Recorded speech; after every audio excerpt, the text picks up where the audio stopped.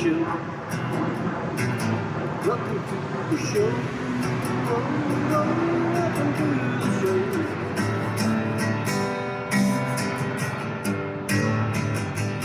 Welcome to the show. Welcome to the show. Welcome to the show.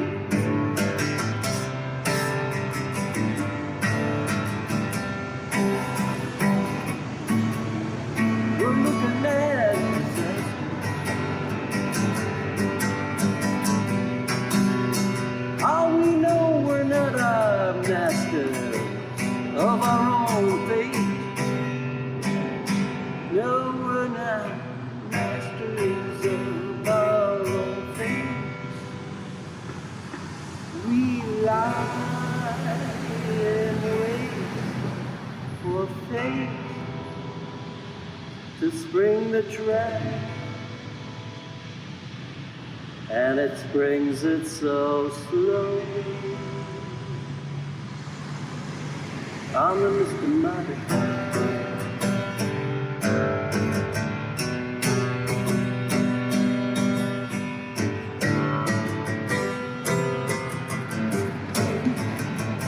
I'm a Mr. Marty.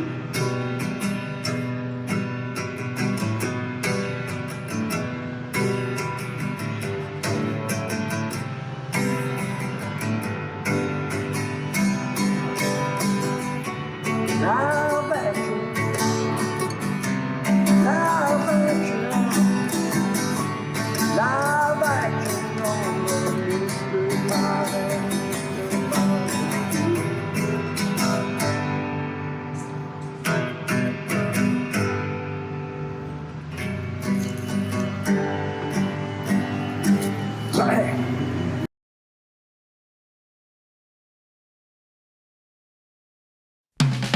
Just a touch would mean so much. Would it kill you to try? You do try. You do try. Just a word whispered to keep me hanging on. Hanging on. Hanging on. Baby, only fools turn their back on love. Only fools.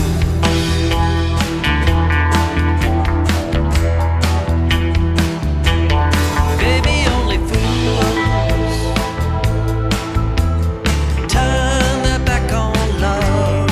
Only fools.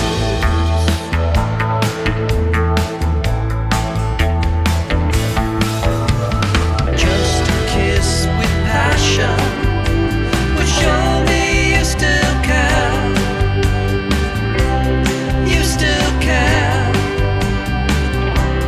You still care.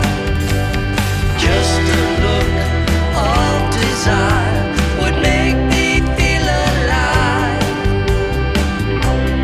Feel alive. Feel alive. Baby, only fools turn their back on love. Only fools.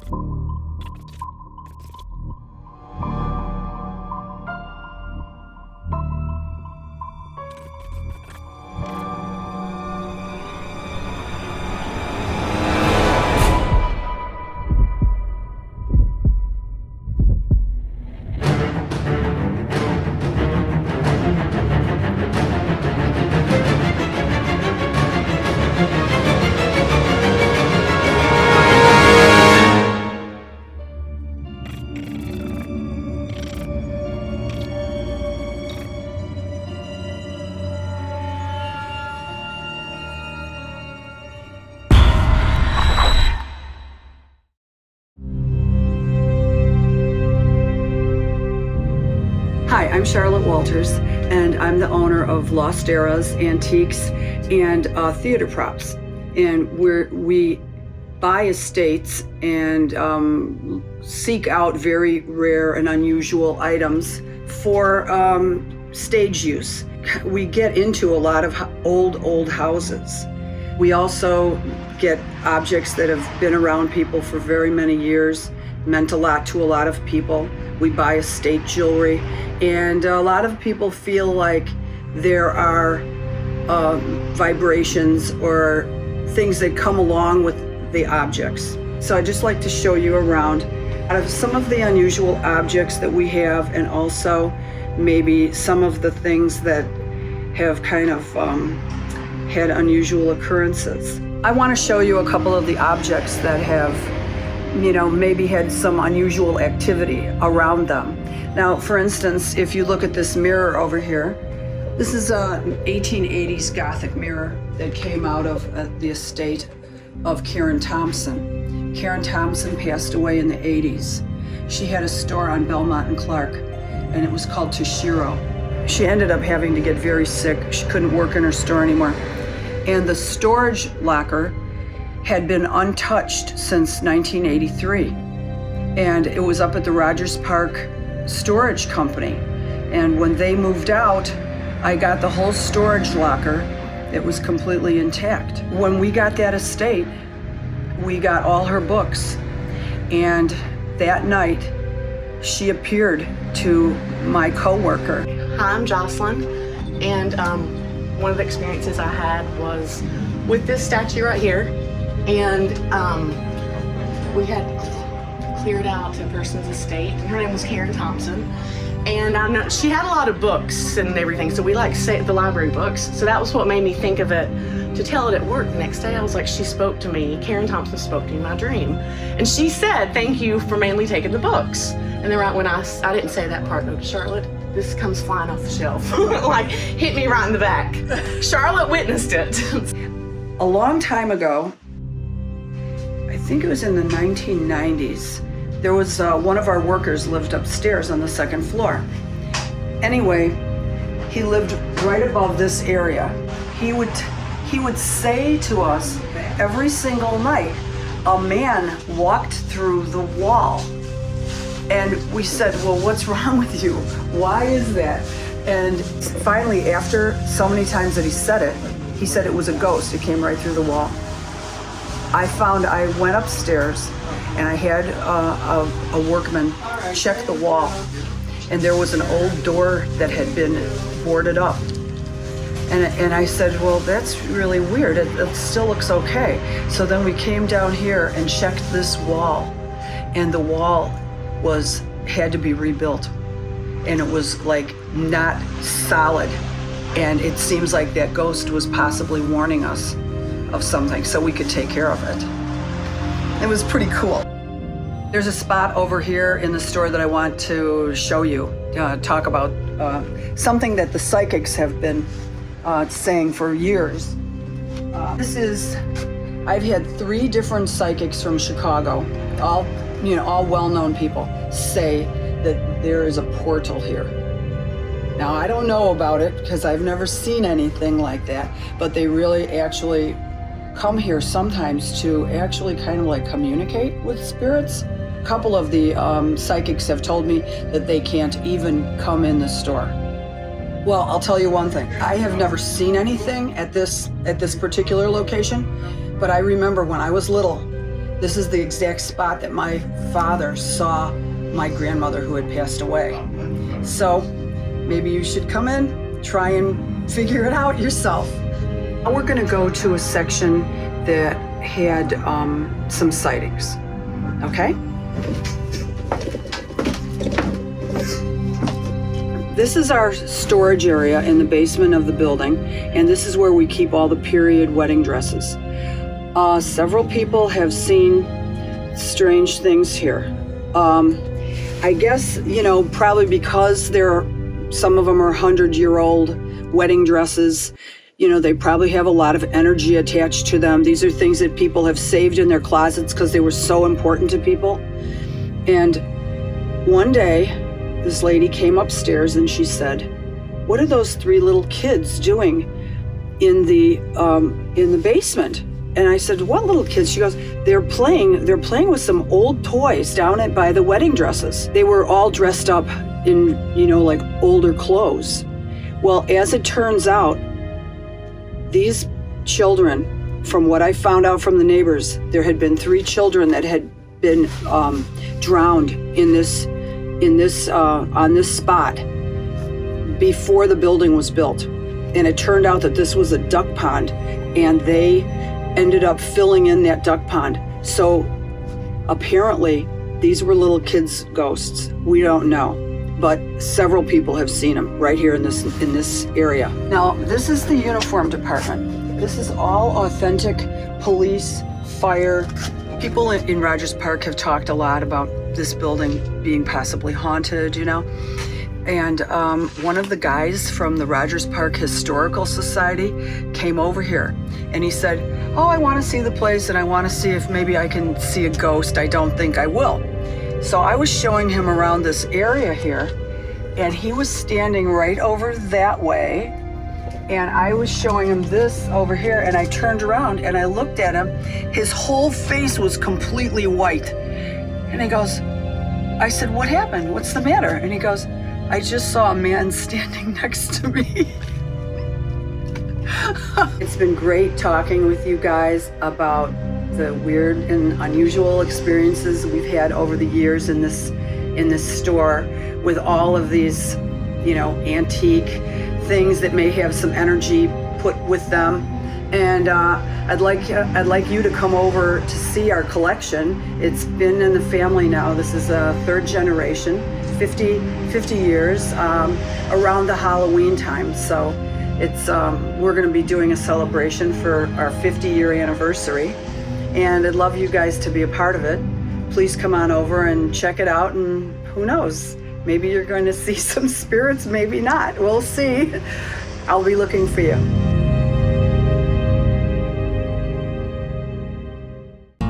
Hello, I'm Polly Chase. Let's watch as Martin McCormick takes us into the winter landscape of his first Christmas card painting. Here, he applies thick daubs of white paint, creating a peaked surface that reflects light and casts shadows, lending depth and realism to the scene.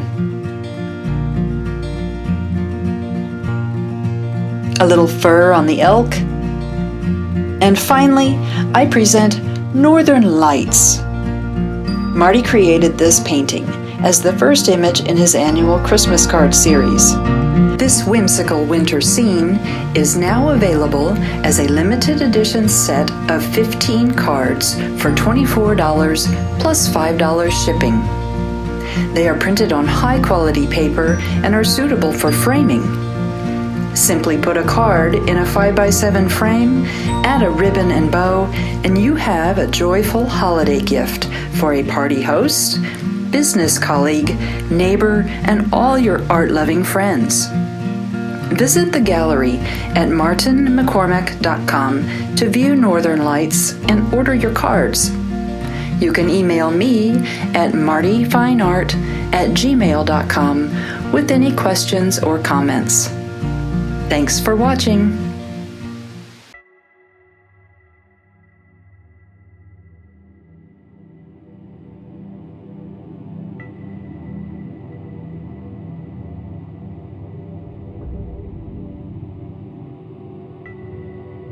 One of the disasters is the Iroquois Theater.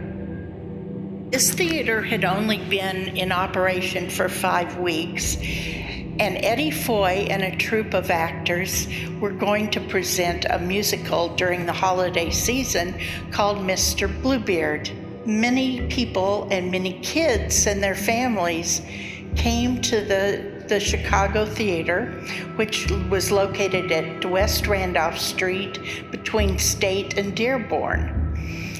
They were wanting to enjoy their holiday season and watch this very famous play. During the opening, a light sparked at the forefront and caught the curtain on fire. The curtain was a muslin curtain, and it was supposed to be fire retardant, but fire retardant in those days wasn't the same as it is today.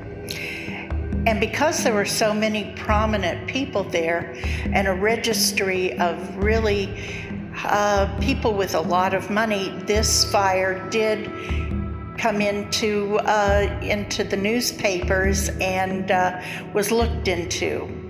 Now, Eddie Foy had wrote in his biography that the fire lit like it was emblazoned by hell itself. And the actors, all but one, got out. But the children and the mothers and the teachers that were there, the exits were locked so that the upper exits were locked so that the people in the second seating could not go down and get the higher priced seats if somebody wasn't in them. So this caused a major problem. Also, the fire exits at the bottom, on the bottom tier, were also blocked. And many of the actors ran out the stage door, which was not blocked.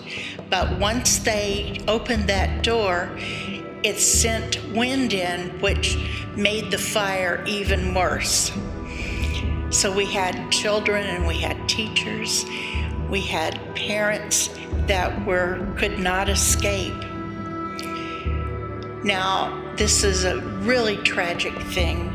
There were over 730 people that lost their lives that one day.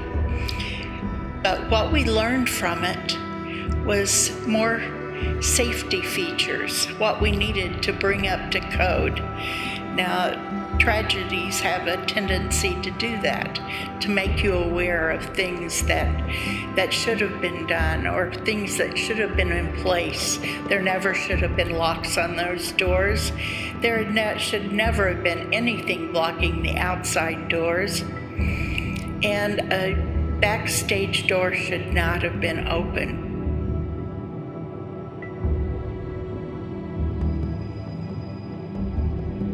One of the worst tragedies in aviation took place on May 25th, 1979, when American Airlines Flight 191 crashed in an empty field just outside of O'Hare International Airport in Chicago. This DC-10 was the best model plane of its kind at the time. Over 20,000 hours were logged on this plane, and the crew was particularly well seasoned. There was nothing suspicious or out of the ordinary on that beautiful day as the plane taxied down the runway. As it was about 6,000 feet down the runway, the tower control witnessed the engine pylon fall away. Moments later, the plane pitched into rotation and lifted off. At that point, the entire engine and pylon tore loose and went over the wing, crashing onto the runway. The tower tried to get the plane to come back. They radioed American 191, "Do you want to come back? If so, what runway do you want?" And the plane seemed to stabilize for a little while. Then it banked to the left sharply. The plane fell, the left wingtip hitting the ground, and the sound of ripping metal, followed by a massive explosion and fireball. It is still rumored that on certain nights by that field you can see flashing lights as if people are looking, trying to find something. Legends of people being awakened at a nearby trailer park by people asking for lost luggage or making a connecting flight.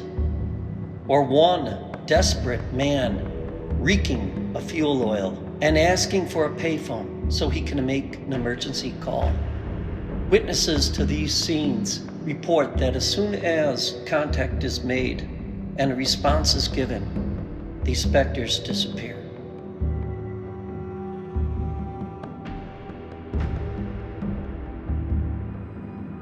In 1950, there was a trolley car crash.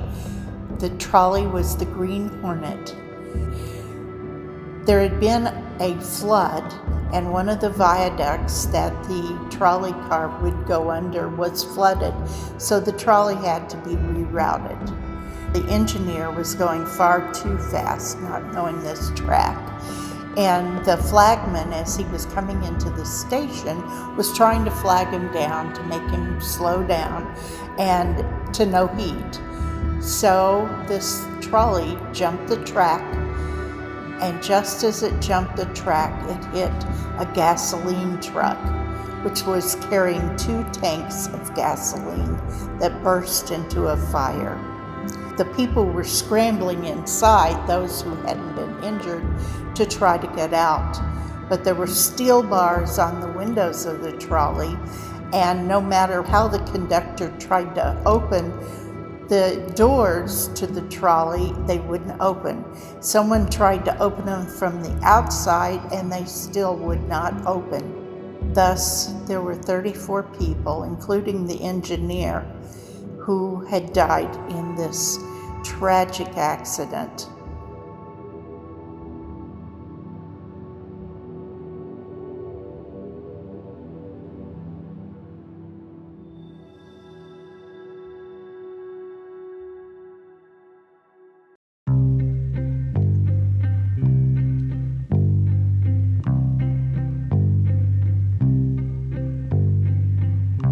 "20 feet from the dock, 20 feet in the water, the story was told how the Eastland rolled lambs to the slaughter. 20 feet from the dock, 20 feet in the water, the story is told of a woman in gray who still looks for her daughter. A summer day in July, the company picnic began. A 40-mile boat ride across the lake on the ship, the Eastland. Word was she was top heavy. That word never got out to the 2,500 happy souls would soon find out. 20 feet from the dock, 20 feet in the water, the story was told how the Eastland rolled lambs to the slaughter. 20 feet from the dock, 20 feet in the water, the story is told of a woman in gray who still looks for her daughter. They wore their Sunday best for the celebration. The band played below the deck as people danced. Then a shipmate called out, "We have a situation. She's starting to list. Let's fill the ballast to ride her again." 20 feet from the dock, 20 feet in the water, the story was told how the Eastland rolled lambs to the slaughter. 20 feet from the dock, 20 feet in the water, the story is told of a woman in gray who still looks for her daughter. No warning that morning, and at 7:28, the pitch was too great. We've lost all control, she's starting to roll, they panicked. In the river the people drown, the finest weighing them down, with the loss of life be greater than the ship, the Titanic. 20 feet from the dock, 20 feet in the water. The story was told how the East Land rolled lambs to the slaughter. 20 feet from the dock, 20 feet in the water. The story is told of a woman in gray who still looks for her daughter. The screams, they said, were the most haunting sound. 844 perished, and of those 22 families were drowned. The scene was nightmarish. Along the riverside, it's rumored, you can still hear the cries in the water, and a ghost is seen where the morgue once had been. A lady looks for her daughter. 20 feet from the dock, 20 feet in the water. The story was told how the East Land rolled lambs to the slaughter. 20 feet from the dock, 20 feet from the dock, 20 feet in the water. The story is told of a woman in gray who still looks for her daughter. The story is told of a woman in gray who still looks for her daughter.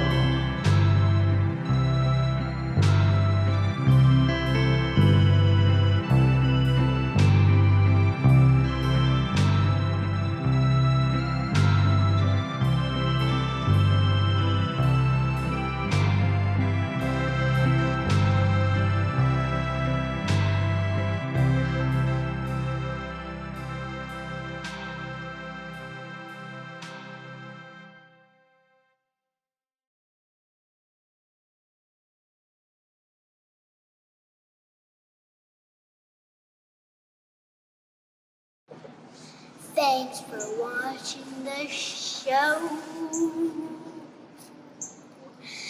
Thanks for watching the show. Thanks for watching the show. Thanks for watching the show. The Mr. Marty Show. Mr. Marty Show. It's all about disasters. How things go terribly wrong. Even when you think the brightest day and things are going to go great, but then you're wrong. On the Mr. Marty Show. On the Mr. Marty Show.